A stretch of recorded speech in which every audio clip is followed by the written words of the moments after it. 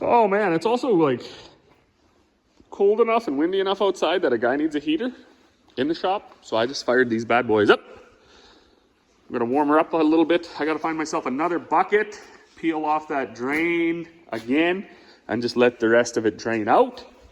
I don't exactly know the capacity of oil. I've taken 2 full pails out of it. I know there was a little bit left when I put the plug back in. I'm hoping not 3 pails. But get that out of there. I'm gonna find some wrenches and we're gonna get at this pump.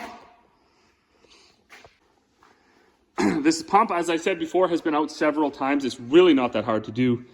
Bust off a few of these lines. You do have to cut a big wrench, whatever size it was, 1/16 or something. You do have to cut one to get it down in there. And then there's a, once you remove this, there's a, I don't know what the heck you call it, some sort of like a fancy bracing plate or whatever that bolts onto, I think, the engine and the frame. So you got to pull that out, and then you can take the pump out through the bottom. I've seen on the internet people are talking about taking out the fuel tank, taking out the radiator. I've never taken out any of that stuff. So let me get some wrenches and get after it. Okay, I think as always, like, the biggest part of some of these projects is actually just trying to find all the tools and get them here. Takes the longest time. But get the oil draining out there. That hole in the back is where your suction screen is. I am going to take this filter housing off a little bit later once I get the pump out. So I got that bottom plate off. There's 4 sets of bolts, and they are held on by these. I shouldn't call them stupid. It's kind of a good idea. Anyways, up here, stuck in here, is a threaded thing. I don't know if I can get it off. It's been there so long. That thing. So anyways, I lost one earlier, so some of the bolts have nuts. Anyways, that piece is off. It's laying over there. Boom. Then you can reach up, unbolt this, whatever you want to call it, cradle, I suppose, that bolts to the engine. 2 3/4 inch. No, not 3/4 inch bolts. They need a 3/4 inch wrench. 2 on each side. And then you can bust loose all your fittings. Very careful not to break this fancy one on this side. Because, well, I don't know. My one dealer did have it. But that's a fancy fitting. You're not going to find anywhere probably but John Deere. Also, if you are breaking the fittings down here and you don't know why, it's because you have broken motor mounts. So we had the motor mounts broken behind this blade mount, and the motor was actually hanging down, smashing off fittings and breaking them. So anyways, if you don't know why they're breaking, it's because you have broken motor mounts. And this one can actually break too. So you got to peel these off, get yourself a bucket, because there's going to be some oil dripping out of there. And then you can unbolt the pump from that cradle, pull the cradle out, and this coupler, right, that's got to come off too. So we'll go there now. Okay, so now that we've got all the various fittings and hoses undone and loosened, there's one that goes, where can you see it there? That guy. So it goes down and around to this other tricky fitting. This is the one that actually breaks off when your motor mounts are broke. It's actually a T, but there's not enough room to spin it. So once I get this carrier, whatever you want to call this, just like a plate, once I get it out of there, there's only one more bolt in the top corner. I'm going to, the hydraulic pump is going to sit down on here because there's nothing holding it. The only thing that's holding it right now is the fact that that plate is wedged in there. And it's really better to have 2 people when you do this. I think every time I've done it, I've broke that fitting on the bottom, or this fitting right here, which is another crooked fitting, because the pump is like 80 pounds. So it's quite hard and it's quite awkward to manipulate it with one hand while you're trying to undo bolts or guide it out of there. And you generally end up with squished fingers, but I don't have any help, so that's what we do. These fittings aren't all that hard to get off. They are big big wrenches, but these JIC fittings, they don't ever need to be tight.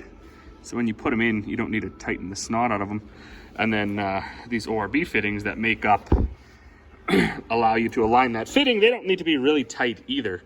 So it's just a matter of flip your wrench over, so on and so forth. So I did see on some of the other videos that guys take out the rad, they take out the fuel tank. Maybe it's easier, I don't know. I don't think it is, because you got to drain all that fluid or put plugs in it. You got to get all there's hydraulic lines on the other side, these cooler lines and everything. Everything's full of oil, so it runs all over, full of fuel, runs all over. And there's a tremendous amount of fittings if you're going to go that route. Like all these, this way you just unhook, I assume this is the fuel sender. Unhook that, and then pull that big tube out of there. Unscrew these one hose, and then I think that's a intake and a output, right? Pressure, low pressure side, feed and pressure side pipes, I believe. And then anyways, you just undo those and then it comes out. But you do got to be really careful at this point, taking out that last bolt in case it wants to drop. This carrier falls out. Once that carrier is hanging there, you got to undo that coupler. That is on a spline shaft, so that takes a little bit too to get that out of there. But I think at this point right now I'm going to unbolt it, and then it'll be ready to come out as well. All right, so after several hand smashes, this drive coupler is out. Now it is threaded, so bolts go through either way. They're threaded, and they also have a lock nut on them, 9/16 wrench. So when you get the lock nut off, don't just start bashing with a hammer, because they're threaded. You got to unthread them all the way. Then this splined coupler is the connector that goes from the engine over to the pump. Now when I take that last bolt out on the other side, I left one in. Obviously, right, you want to leave the easiest bolt in. So when there's one in each corner, the easiest one to get to, that's the one you want to leave in. I got to get that out. This pump already did shift a little bit as I turned the engine over. Like pull your kill switch out, turn the engine over so you can get this to the right spot. And then, yeah, so it shook a little bit and it dropped down. I expect now it's sitting on here. So that's okay. Nothing is broke yet. I mean, we're a long ways from out, but nothing's broke yet. We got lots of time to break stuff. So I'm gonna take that last bolt out of the pump, and then there will be no filming of me trying to get the pump out of there. I'll try to explain which way I twisted it to get it out of there, but it's just gonna be, that's a struggle. So that's probably, aside from lining up all the tools and extensions and wrenches and stuff, getting the pump actually out takes the longest. Unhooking the fittings and everything else, even washing the tractor, that's all secondary, easy, not time consuming stuff. So let me get that last bolt out of there and get this pump out. Okay, so as you can see, we were successful. I'm hoping something's broken. Whatever, I don't know how this is supposed to work. But once you had everything loose, that, where's that big, I don't know what you call it, the big carrier plate there. It's not, I don't think it has dowels, but maybe there is dowels. Go in that hole. That's right, there's dowels. So, and they're right there. You can see that down in there. Right there. Anyways, there's a dowel there. So when you get it all loose, everything's loose. Everything's sitting. Need a short bar. Pry it backwards a little bit, and then it falls right out. The pump rests on this. At that point, once you have it all loose and the pump is just floating in there, strongly advise you take off all these fittings, because they will break when you're trying to get it out of there, especially if you don't have your big boy pants on, because like I say, that pump weighs something like 80 pounds, and there's not a whole mess of room in there.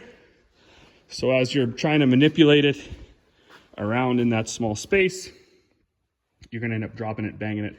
Even if you only drop it you know, 1/4 of an inch. If it hits that one of those fittings just right, they will crack, they will break. You also have to take these spring-loaded screws out, bolts out, that are holding the rad there, and just slide the rad back. You need that extra inch. And then what I did, as you can see, the pump is backwards. I spun it right around, rolled it over, and then pulled it out the bottom. So that is how you get the pump out without taking out the fuel tank and the radiator and all that other stuff. Not very hard. I got a lot of extra tools here because I couldn't remember what sizes they were. And now I'm going to, what am I going to do? I'm going to go, I got a birthday party to go to, so that's what I'm going to go do. So, as always, thanks for watching.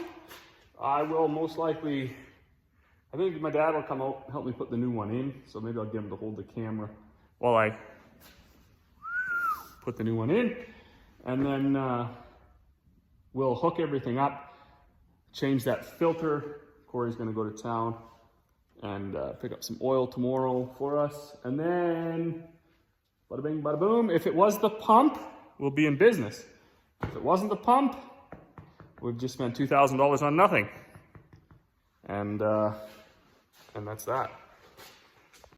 It's also worth pointing out, so when my dad was in town the other day, he picked me up these new coveralls, because mine were getting fairly ratty, some fairly substantial holes in them.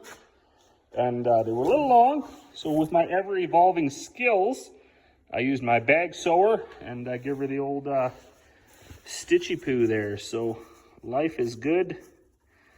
Life is good for me. I'm not walking over the backs of my coveralls. So anyways, that's it for today. It is Sunday.